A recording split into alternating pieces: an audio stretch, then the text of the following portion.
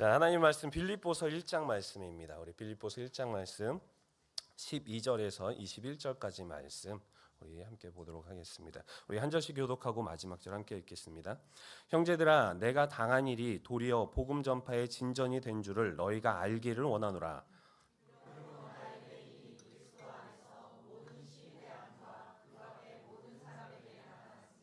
형제 중 다수가 나의 매임으로 말미암아 주 안에서 신뢰함으로 겁없이 하나님의 말씀을 더욱 담대히 전하게 되었느니라.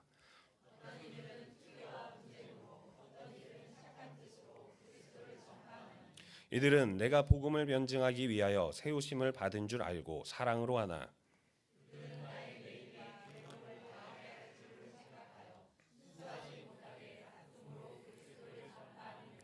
그러면 무엇이냐? 거칠애로 하나 참으로 하나 무슨 방도로 하든지 전파되는 것은 그리스도니 이로써 나는 기뻐하고 또한 기뻐하리라.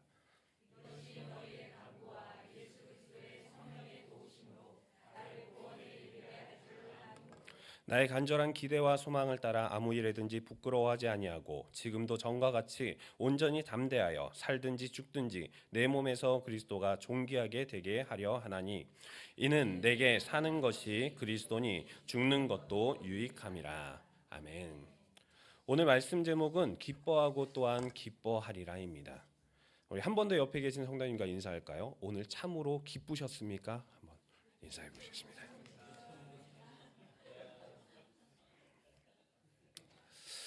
오늘 제목에도 기쁨이 나오고 찬양 가사에도 기쁨이 나오고 인사도 기쁩니까? 이렇게 물어보고 있습니다.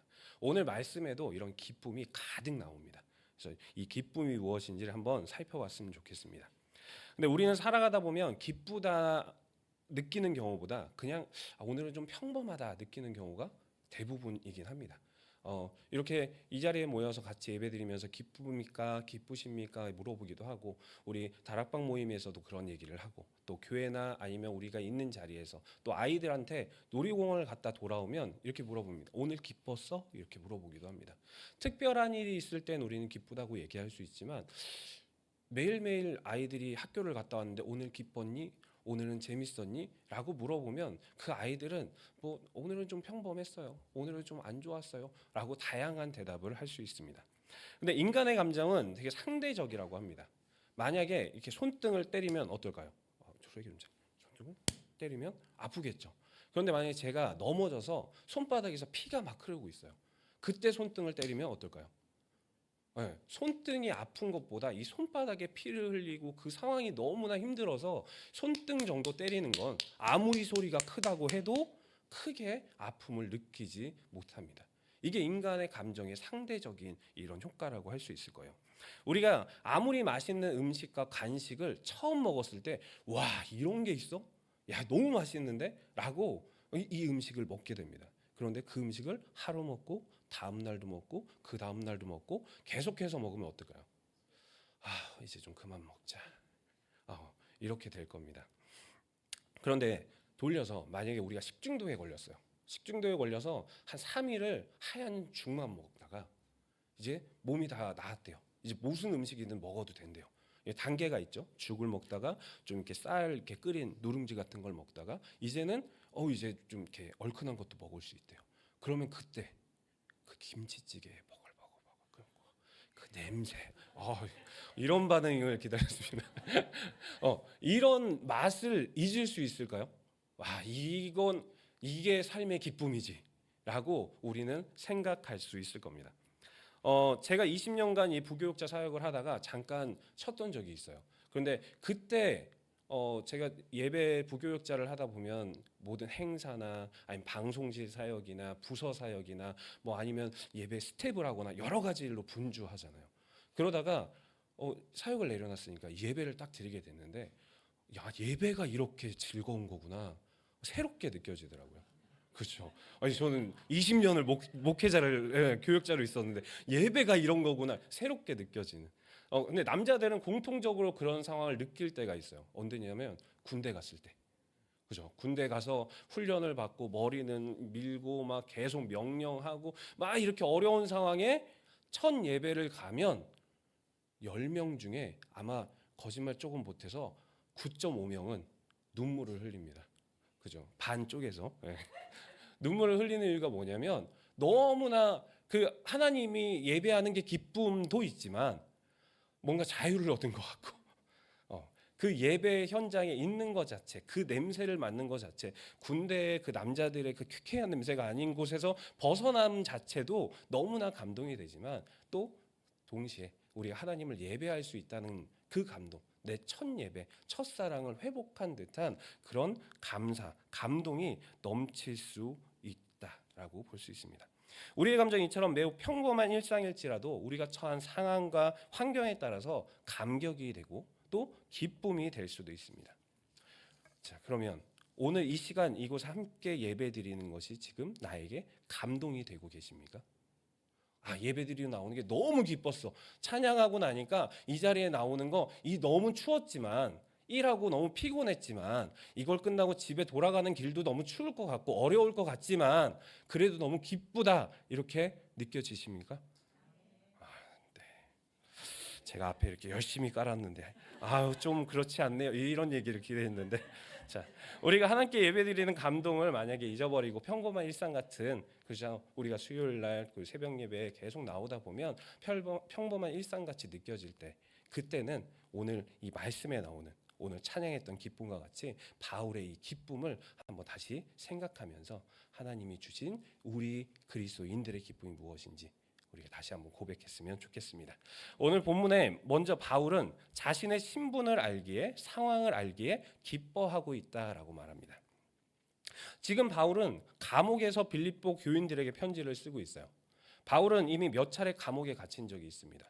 특별히 또 이 빌립보 지역에 편지를 쓰고 있는데 본인이 빌립보 지역에 있을 때 이미 감옥에 갇힌 적이 있습니다. 귀신 들려서 점치는 여종을 고쳤다는 이유로 매를 맞고 감옥에 갇혔어요. 그리고 그때 하나님은 바울을 이적 가운데 풀어주십니다.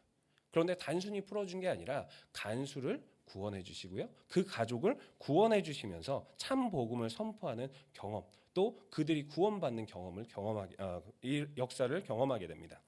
자신이 지금 감옥에 갇혀 있지만 빌립보서에서 경험이 있으니까 내가 감옥에 갇혀 있음에도 불구하고 풀어주실 거야 라고 생각하면서 지금 바울이 기뻐하고 있을까요? 우리 빌립보서 1장 19절 말씀에 보면 이렇게 나옵니다. 이것이 너희의 강구와 예수 그리스도의 성령의 도우심으로 나를 구원에 이르게 할 줄 아는 고로라고 기록되어 있어요. 바울은 예수 그리스도의 성령의 도우심으로 나를 구원에 이르게 할 줄 안다 말합니다. 여기에서 구원이라는 의미는 두 가지 의미를 가집니다. 먼저는 감옥에서 풀려나는 거예요. 빌립보 성도들의 강구와 성령의 도움으로 감옥에서 풀려난다면 빌립보에서 감옥문이 열려서 복음이 전파됐던 그 기적을 지금 또 빌립보 교회가 다시 경험할 수 있게 되는 거죠. 그러면 자기가 가지고 있던 복음 전도자의 역할을 다시 기쁨으로 할 수 있기 때문에 이건 기쁜 소식일 수 있습니다. 그런데 이 구원의 두 번째 의미, 혹자들은 이렇게도 해석을 합니다. 감옥에서 사형 선고가 내려지는 것을 의미한다라고도 봅니다. 바울에게 사형 선고가 또 구원이 되는 것은 이 땅 가운데 복음을 위해 열심을 내고 이제 생명을 걷어가심으로 천국에 이를 것을 갈망하는 것이다. 복음이 없는 자들과 같이 지옥으로 가는 사형 선고가 아니라 지금 바울에게는 이 사형 선고가 천국이 예비된 사형 선고기에 바울에게는 너무나 큰 기쁨일 수 있다라고 보는 경우도 있습니다. 바울은 자신에게 임할 구원이 어떠하든지 그 두 가지 모두를 하나님의 뜻으로 받아들이고 이 또한 기쁨의 이유가 되는 것으로 복음하면서 전진하는 것이라고 고백하고 있습니다. 바울은 모세와 같이 당대의 특권층을 살았던 사람이에요. 그 권한을 가지고 예수를 믿는 자들을 핍박하던 자입니다. 그런 바울을 하나님은 복음을 전하는 자로 부르시고 지금 사용하고 계세요. 디모데전서 1장 13절 말씀 우리 한번 같이 읽겠습니다. 1장 13절입니다. 시작. 내가 전에는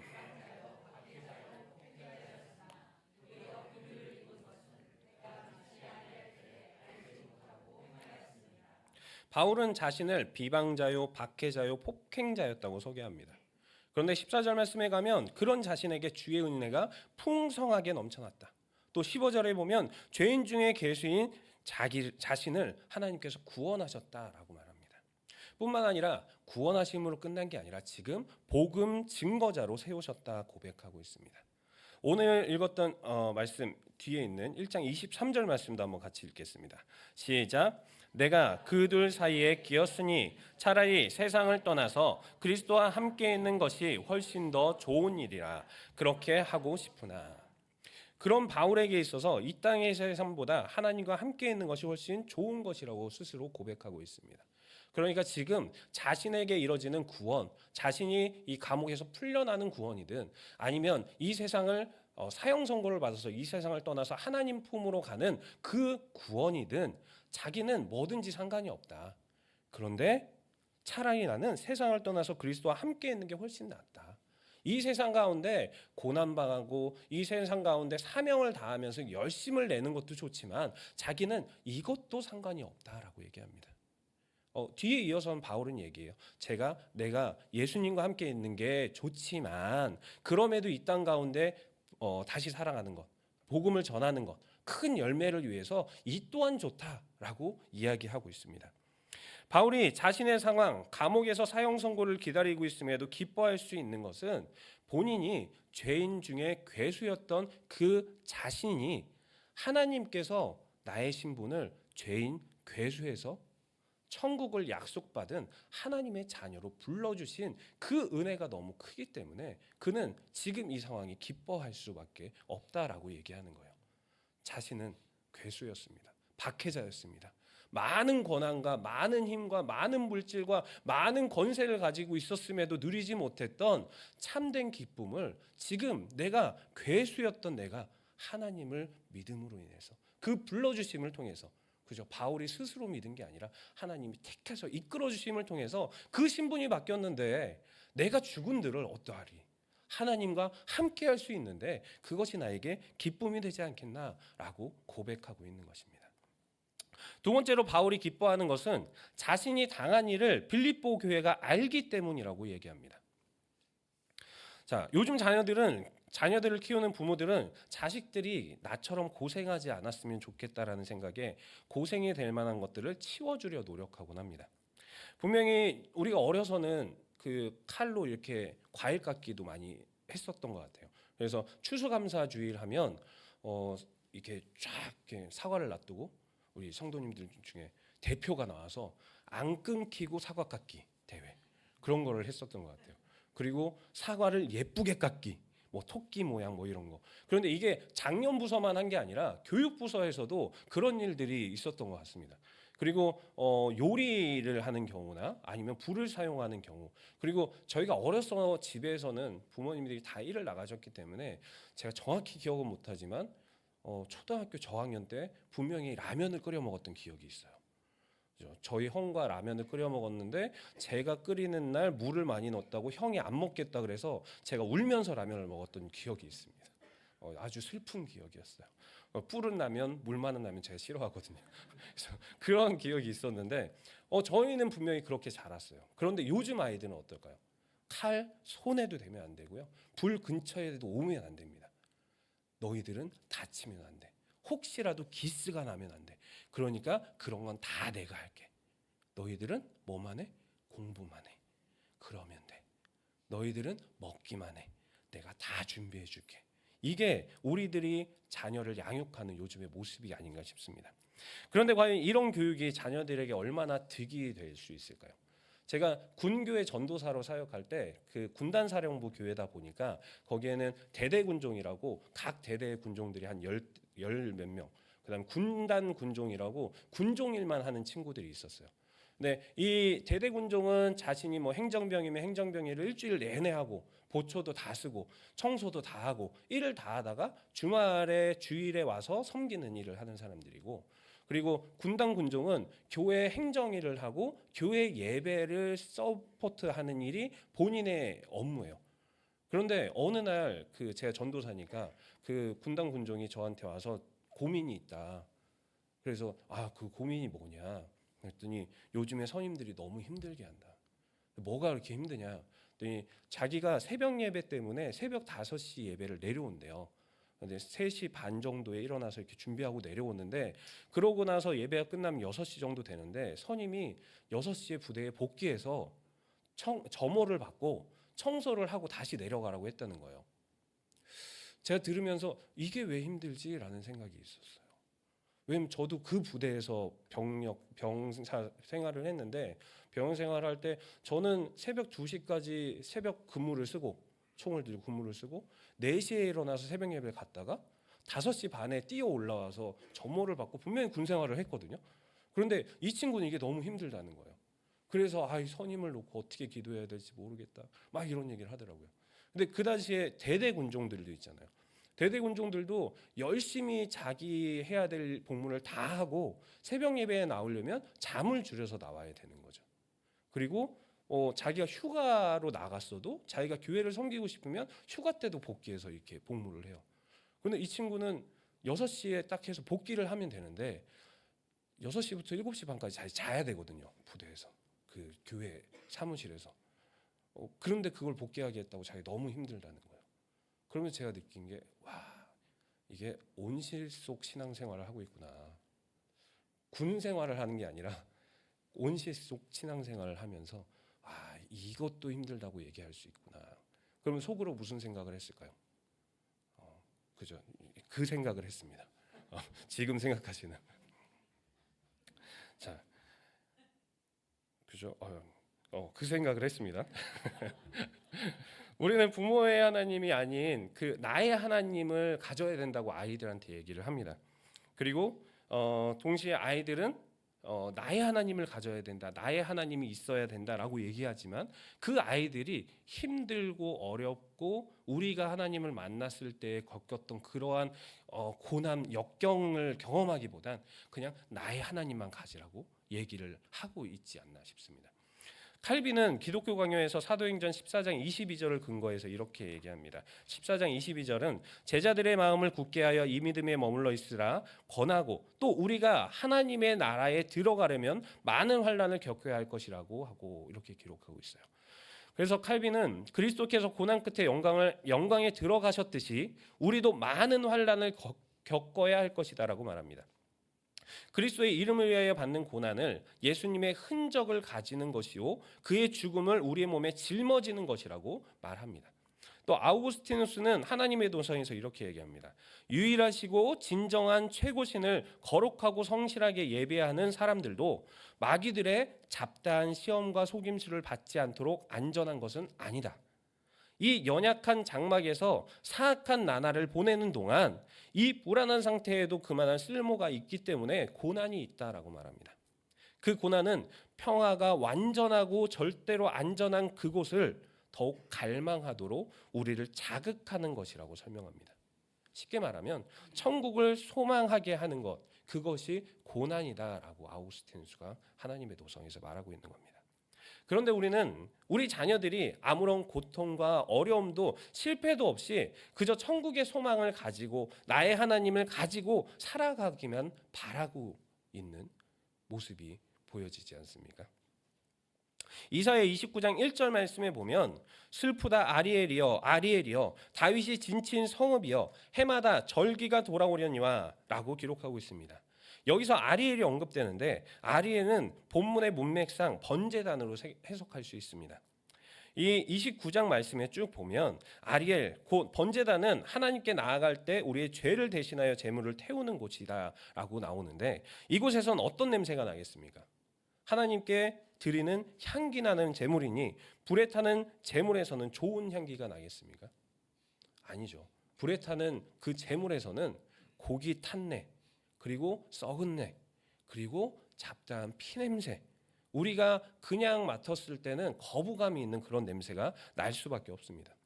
그렇게 이스라엘은 이 번제단에서 제사를 드리기보다 좀 쉬운 방법을 찾아갔어요. 좋은 방법을 찾았습니다. 누구한테? 자기 자신들한테.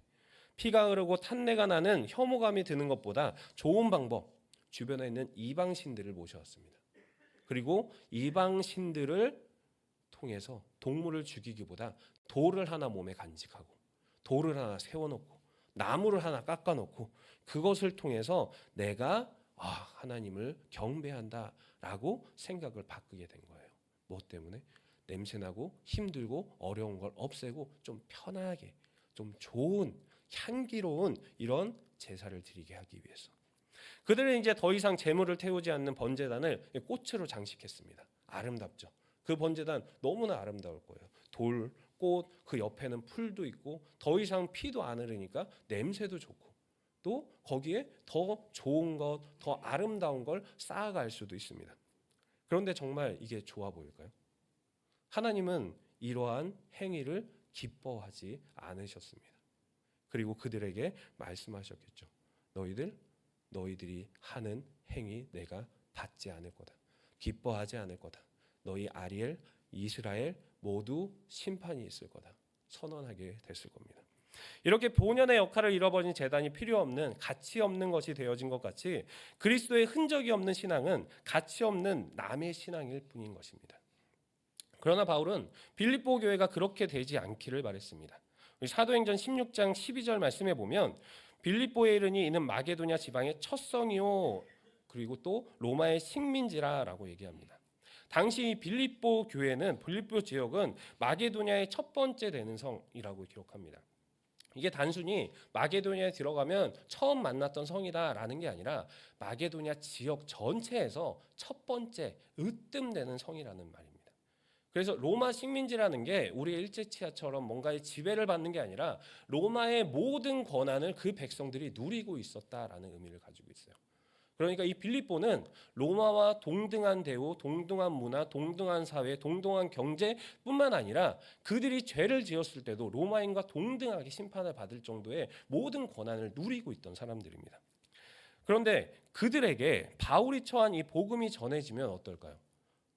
바울이라는 분이 우리에게 복음을 전했는데 그분이 감옥에 갇혔다고? 그런데 풀려나지 않는다고? 그런데 죽을 수도 있다고? 그 이야기는 이 빌립보 사람들에게 있어서 이 복음이 힘이 없구나. 복음이 능력이 없는 거구나. 로마 황제의 말 한마디보다 못한 게 이 복음이구나가 될 수도 있었을 겁니다. 그런데 바울은 1장 12절에 이렇게 말합니다. 우리 1장 12절 말씀 한번 같이 읽겠습니다. 시작.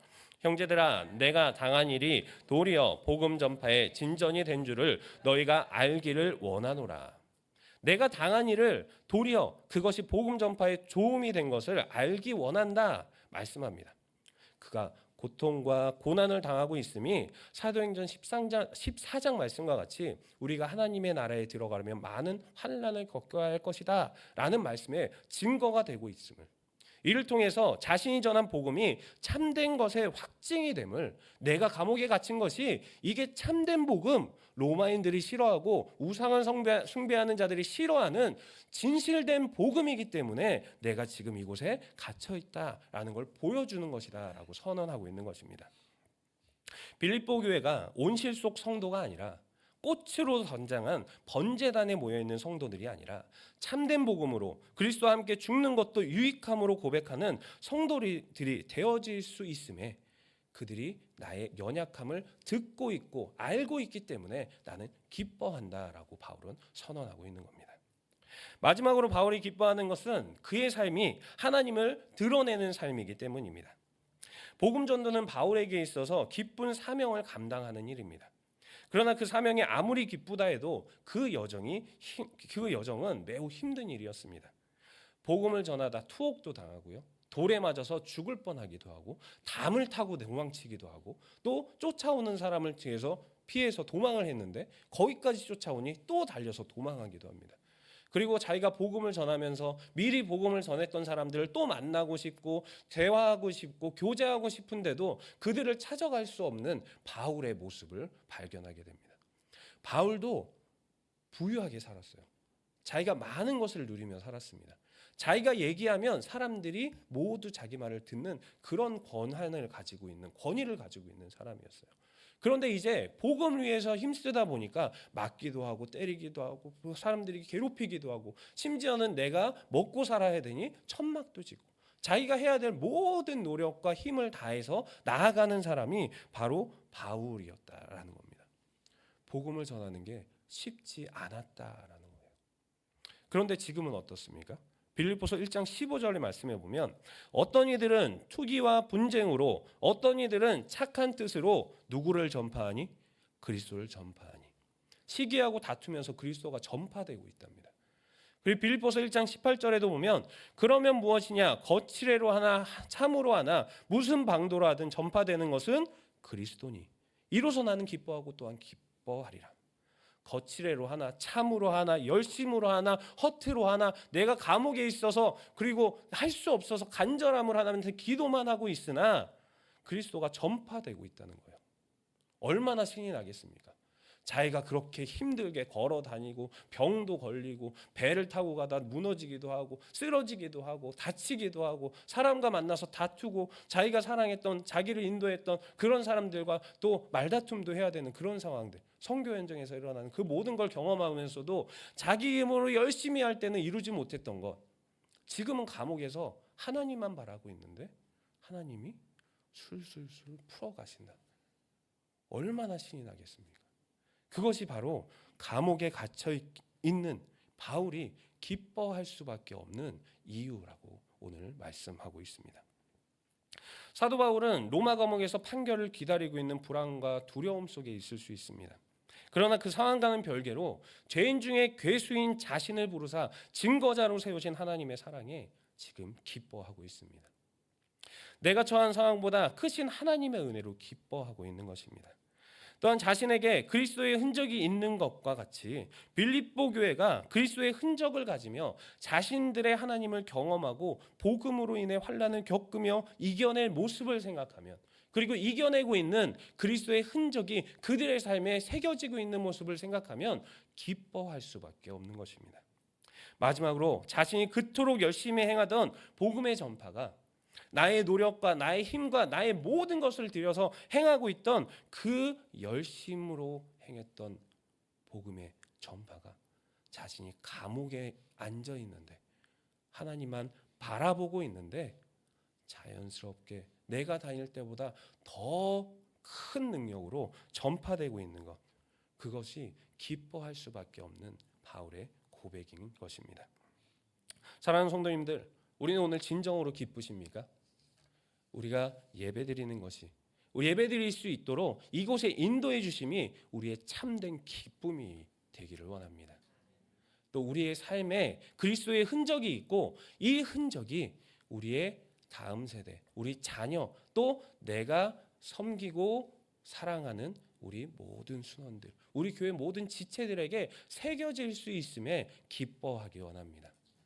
마지막으로 우리가 행하기보다 앞서 행하시는 하나님의 역사하심을, 또 우리가 우리의 열심으로 하지 못했던 것들 하나님께서 하나하나 계획하시고 예배하시고 이뤄가실 것을 기대함으로 기뻐하시는 우리 성도님들 되시길 주님의 이름으로 축원합니다. 우리 같이 한번 찬양하겠습니다.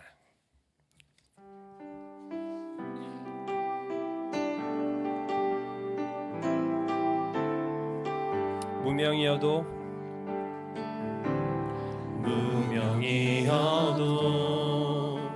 공허하지 않은 것은 예수 안에 난 만족함이라.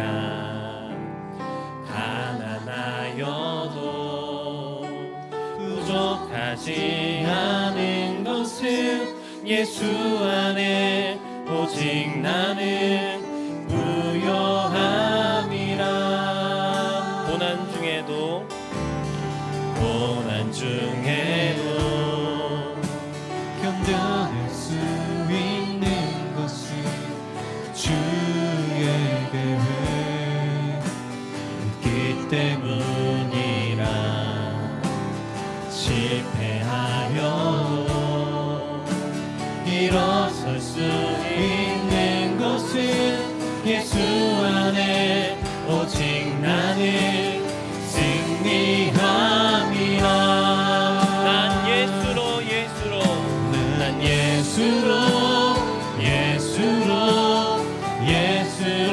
충만하네. 난 예수로 충만하네.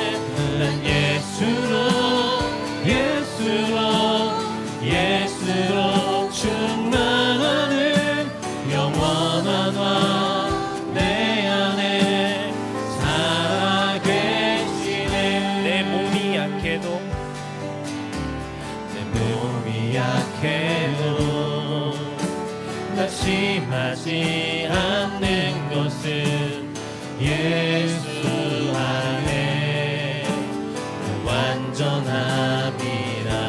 화려한 세상 부럽지 않은 것은 난 예수로 충만함이라. 난 예수로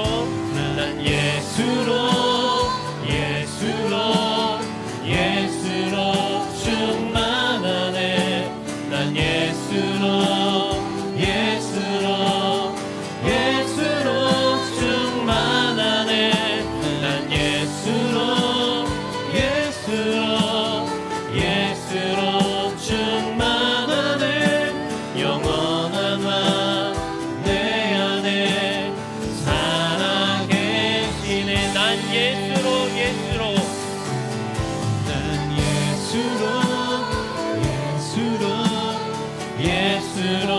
충만하네. 난 예수로 충만하네. 난 예수로 충만하네. 영원한 왕 내 안에 살아계시네. 다시 한번 찬양할까요? 무명이어도 공허하지 않는 것은 예수 안에 나 만족함이라. 가난하여도 부족하지 않은 것은 예수 안에 오직 나는 부요함. 고난 중에도 견뎌낼 수 있는 것은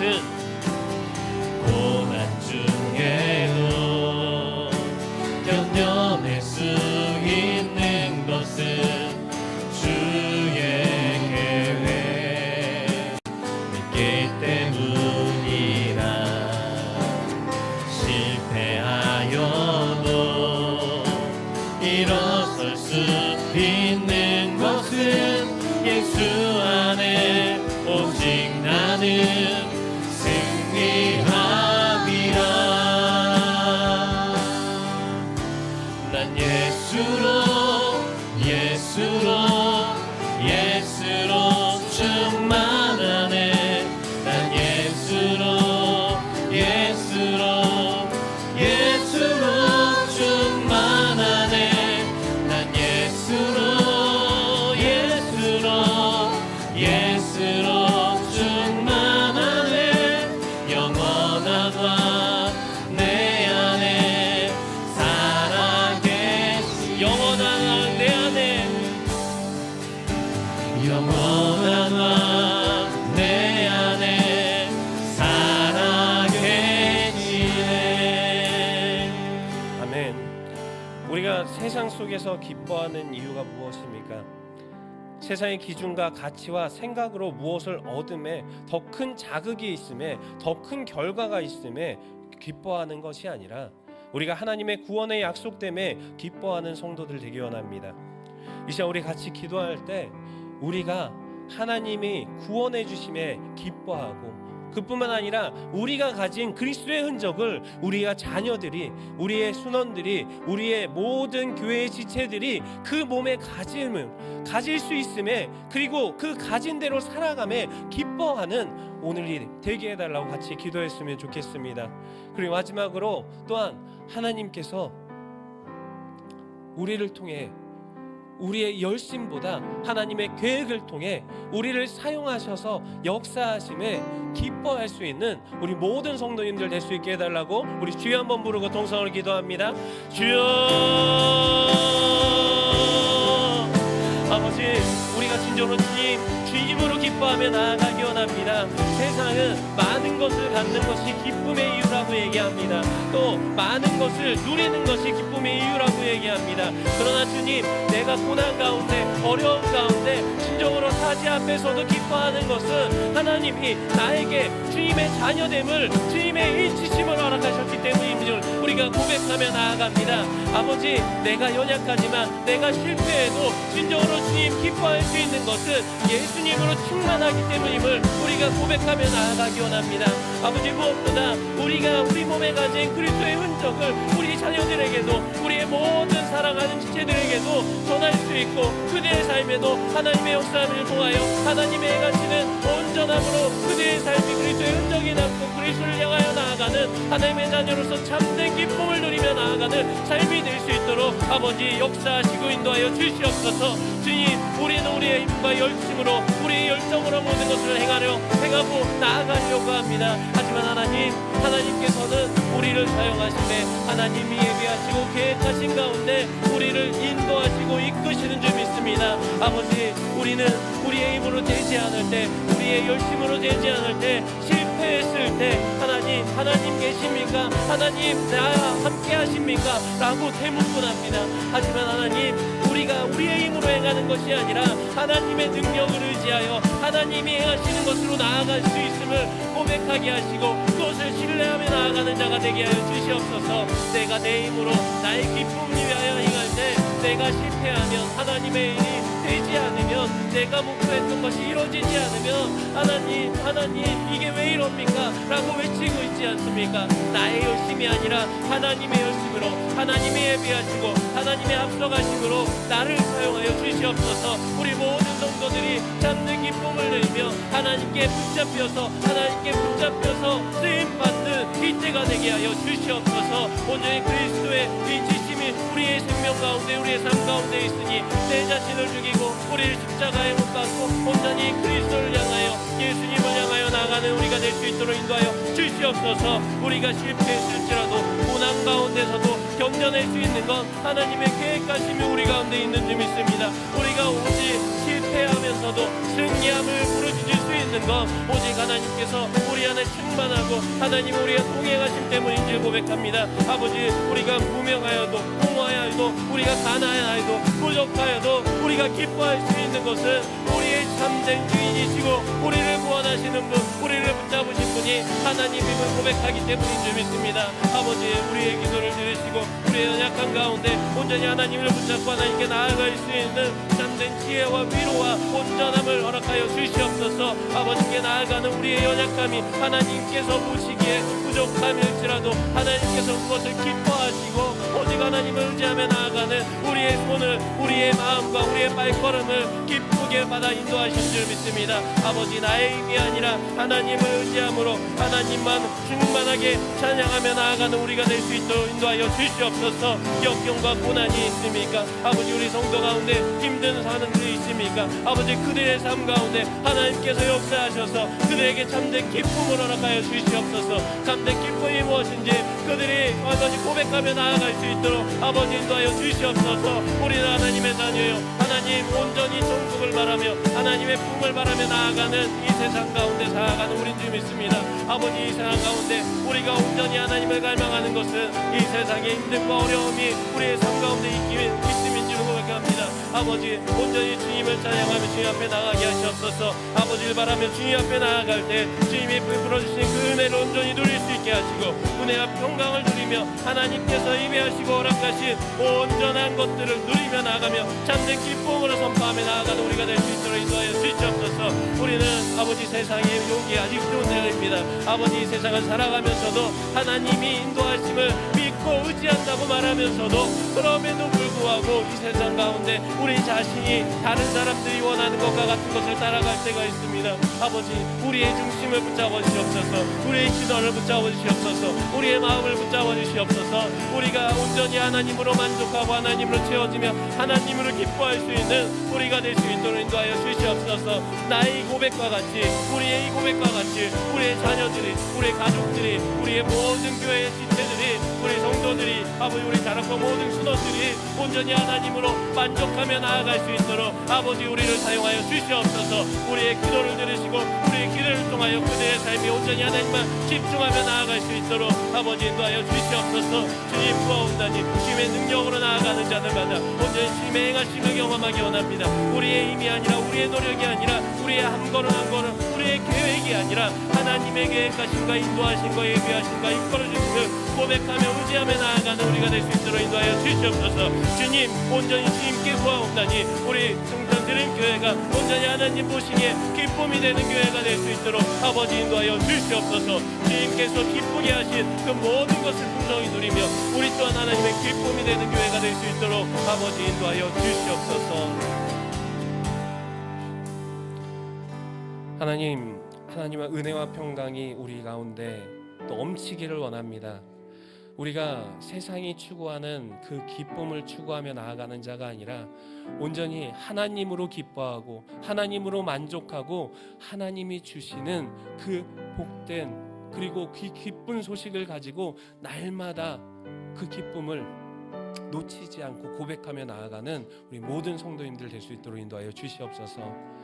나의 삶에 그리스도의 흔적이 있고 내 자신을 지우고 하나님을 드러내는 삶으로 하나님을 기뻐하는 것처럼 우리 모든 성도님들이 우리 자녀들이 우리 동탄드림교회 모든 지체들이 하나님으로 기뻐하고 하나님을 드러내는 그리스도를 드러내는 주님의 자녀들 될 수 있도록 인도하여 주시옵소서.